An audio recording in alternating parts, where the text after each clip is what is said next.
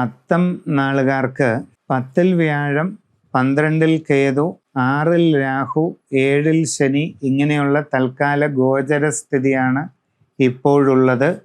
ഗുണങ്ങളും ദോഷങ്ങളും ഇടകലർന്ന സമയമാണ്.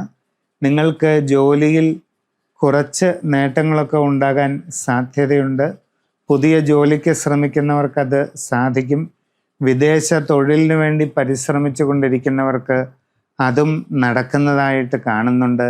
അന്യദേശങ്ങളിൽ വിവിധ മേഖലകളിൽ ജോലി ചെയ്തുകൊണ്ടിരിക്കുന്നവർക്കും പല രീതിയിലുള്ള അനുഭവ ഗുണങ്ങൾ വന്നു ചേരാനായിട്ടുള്ള സാഹചര്യങ്ങൾ ഉണ്ട്. നിങ്ങളുടെ കർമ്മരംഗത്ത് അതേസമയം അപ്രതീക്ഷിതമായ പല മാറ്റങ്ങൾക്കും സാധ്യതയുണ്ട്. എല്ലാ മാറ്റങ്ങളും നിങ്ങൾക്ക് അനുകൂലമായി കൊള്ളണമെന്നില്ല. അവിചാരിതമായ തടസ്സങ്ങൾ പല കാര്യങ്ങളിലും ഉണ്ടാകാം.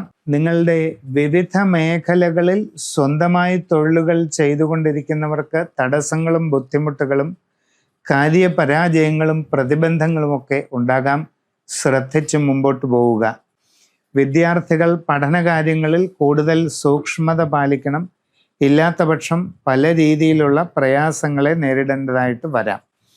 കച്ചവടക്കാർക്ക് സാമ്പത്തിക നഷ്ടങ്ങൾ, കാര്യപരാജയങ്ങൾ ഇതൊക്കെ അനുഭവപ്പെടാൻ സാധ്യതയുള്ള സമയത്തിലൂടെയാണ് മുമ്പോട്ട് പോകുന്നത്. ധനമിടപാടുകൾ കൂടുതൽ ശ്രദ്ധിച്ച് നടത്തണം. അതോടൊപ്പം കച്ചവടം കുറഞ്ഞു പോകാതെ ഇരിക്കാൻ പ്രത്യേകം ജാഗ്രത പാലിക്കുക. കസ്റ്റമർമാരുമായുള്ള ബന്ധം നല്ല രീതിയിൽ സൂക്ഷിച്ച് മുമ്പോട്ട് പോവുക. നിങ്ങളെ സംബന്ധിക്കുന്ന എല്ലാ സാഹചര്യങ്ങളും ശരിയായി പഠിച്ചു മനസ്സിലാക്കി തന്നെ മുമ്പോട്ട് പോകേണ്ടത് വളരെ അത്യാവശ്യമായിട്ട് കാണുന്നുണ്ട്.